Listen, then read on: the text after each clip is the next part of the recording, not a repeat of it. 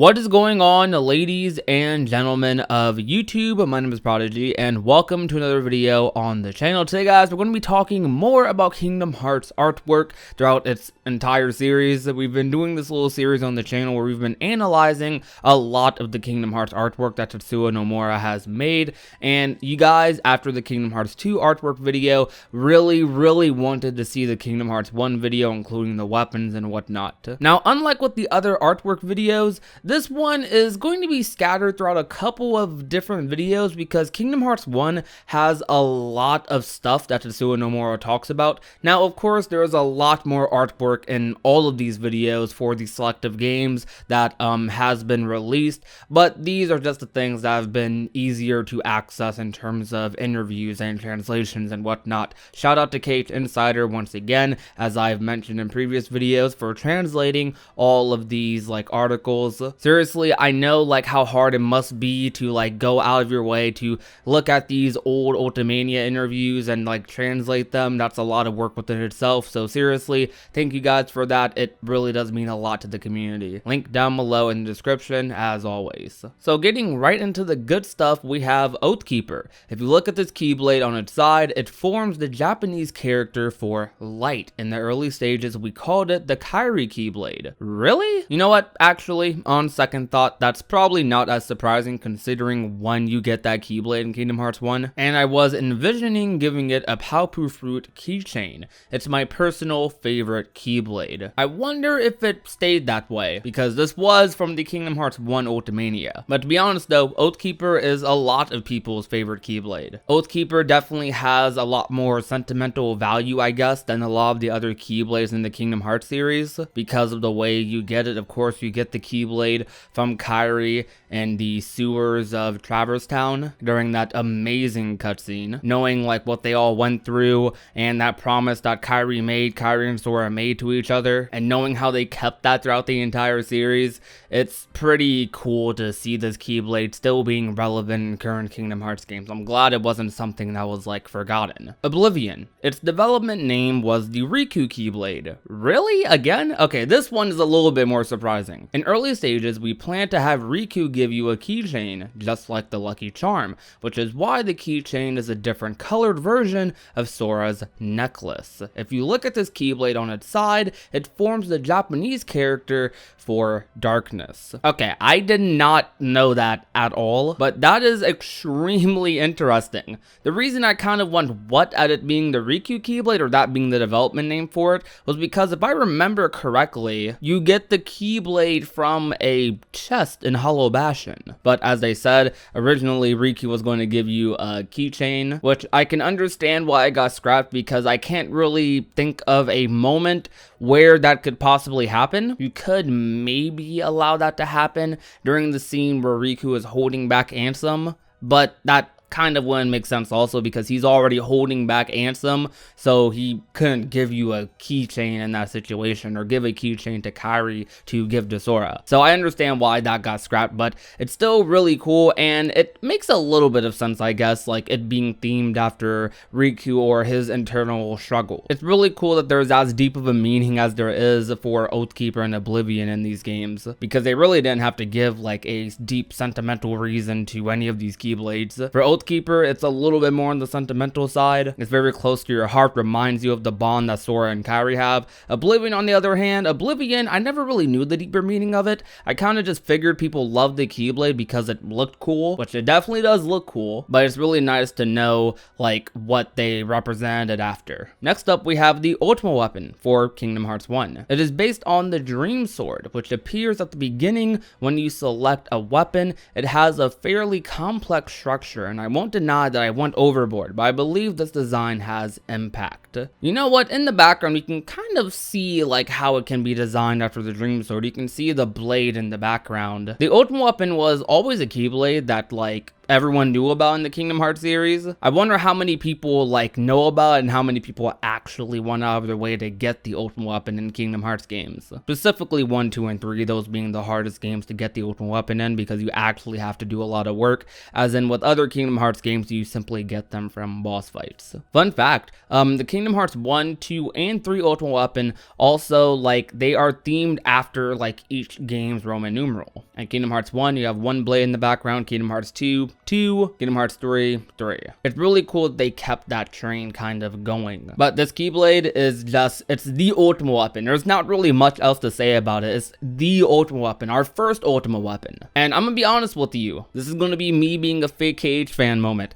I have never, still to this day, have ever gotten the Kingdom Hearts 1 Ultima Weapon. Reason being, I do not like grinding in Kingdom Hearts 1 all that much. I mean, well, I love grinding in Kingdom Hearts 1, like, for leveling, but I'm not one of those people who like sitting there grinding for synthesis items at all. But Kingdom Hearts 1 especially, nah, they kind of made it a little better in Final Mix from my understanding, but still, I just haven't given myself the time to really do it. I definitely got all the other post-game Keyblades though, so at least there's that. But just a little nice thing to know that you can make fun of me about later on. I never got Ultima Weapon in Kingdom Hearts 1. Next up, we have Soul Eater. This isn't a Keyblade. And I'm sorry, I'm going to pause right quick. I am very, very glad that he said that, because I remember having so many arguments with people about, like, people saying how Soul Eater was a Keyblade in Kingdom Hearts 1, because I'm pretty sure it looks very similar to Weighted Dawn, which at that point I can kind of understand, but technically speaking, it's not a Keyblade, and that's obvious for story reasons, so I'm very glad Nomura confirmed that right here. But it is a sword that Riku uses in the first half of the game.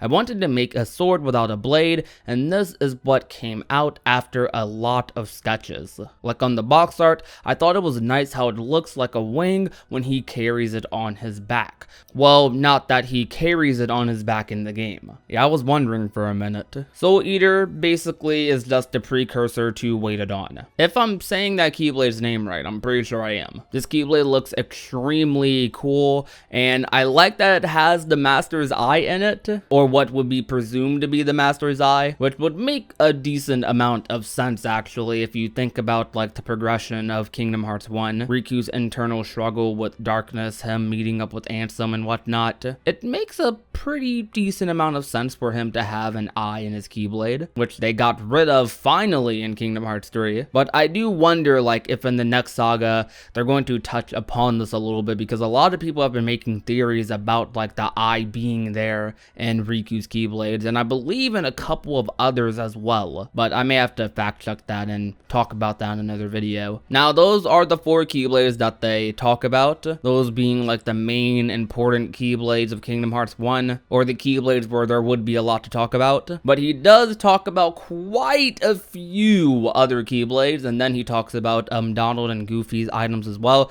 Don't worry, he doesn't go through all of them. So the next Keyblade that he talks about is the Metal Chocobo.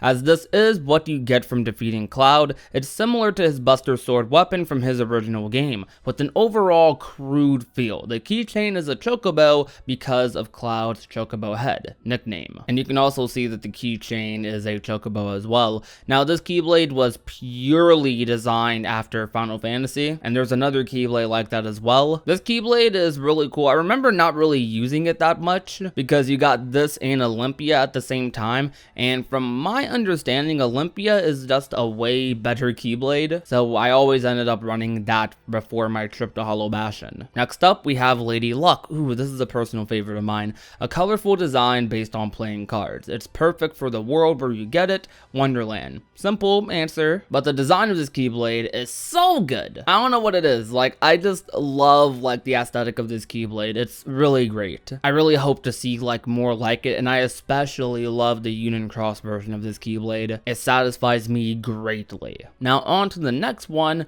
Pumpkinhead. I reproduced the creepy spiked look particular to Halloween Town. Jack is on the hilt, and the keychain is a pumpkin. This is another one of those Keyblades that is just extremely nostalgic. I don't know why, but it kind of gives me like a vibe that Oblivion does, like in terms of one of those just like cool dark looking Keyblades. It's really cool. Crab Claw. Since you get this one from Ariel, a mermaid who lives in a kingdom under the sea, it is overflowing with an ocean vibe. The tip is a crab, the hilt has mermaids, and the keychain is a shell. Now this Keyblade I didn't start liking a lot until I started doing more playthroughs of Kingdom Hearts 1. Like the ocean blue like satisfies me quite a bit, and I love that there's a crab like on the tip of it. Now on to the next one, Lionheart. As this is a weapon you get from defeating Squall, it has the same name as his ultimate weapon from Final Fantasy Fantasy VIII. The silver tone brings to mind Squall's aesthetic. The tip and the keychain are designed after the Griever, which holds great meaning in the original game. Now, actually, Final Fantasy VIII Remaster came out very recently, which I have not beaten yet, but do own.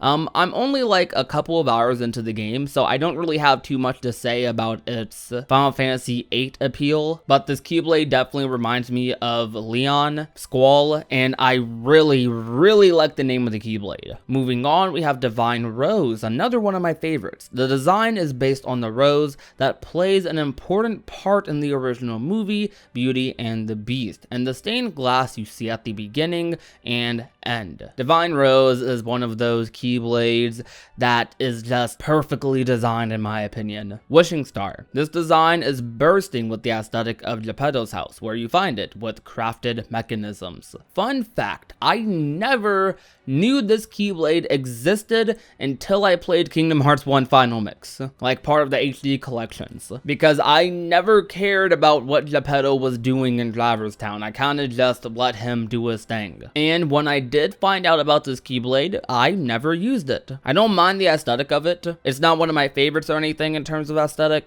It's just fine. Now, that's pretty much it for the Keyblades and what Nomura has to say about that. Now, let's move on to the couple of shields and staffs that Nomura talks about for Donald and Goofy. Smasher. Very small and simple, a protective design with an emphasis on attack. I remember when I was a kid, and still even now, I always talk about how small this, shield is. It's really funny how small it is. Herc's Shield. Basically, we turned the lightning medallion Hercules has had since he was born into a shield. Very simple, Nomura, I respect it. Then we have Save the King. Debatably the only items that matter for Donald and Goofy, if you even give them items at all. A shield featuring designs based on wings and a heart-like shape. Just as the name suggests, the center features a crown mark. Grand Mallet. This staff has an emphasis on attack, but it looks like an inflatable toy mallet, which is adorable. Okay. Lord Fortune. The tip is designed after the Milky Way with lots of planet-like spears attached.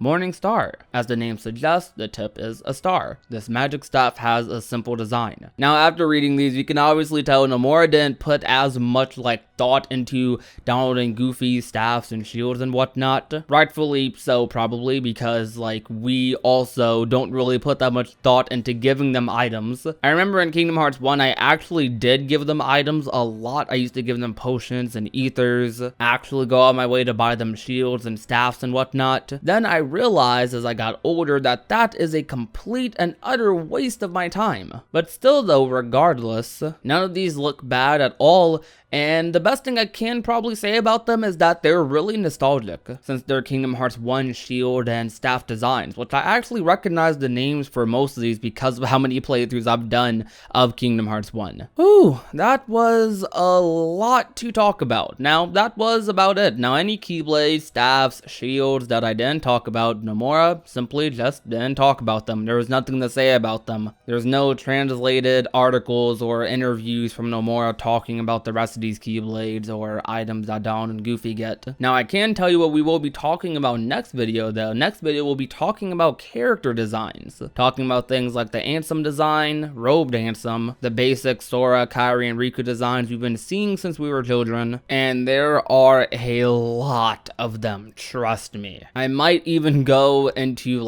shadows and whatnot because he goes through all of that. He goes through the Halloween designs, the Atlantica designs, just a decent amount of stuff. And then there's the Final Fantasy characters, which I might make a separate video, to be honest with you, because it's a little too long to talk about everything in one fell swoop. But I'll see what you guys think of this one first. If you guys want me to talk about them all in one big, long, potentially 40-minute video, then sure, I'm perfectly down for it. But if you guys don't want that, want them to be a little bit more consumable, then I'll keep them 15 to 20 minutes or however long the videos have been, and we can do it that way. It's all up to you guys though, but there's a lot of stuff to cover, and not even just character designs. After the character designs, we still have the box arts for Kingdom Hearts 1 to cover as well. So there's a lot of stuff for Kingdom Hearts 1, and it seems like he has multiple paragraphs for character designs and the artwork, so I definitely look forward to that. But thank you guys for watching. If you enjoyed the video, leave a like, share the video with a friend or a family member, and last but not least, if you have not already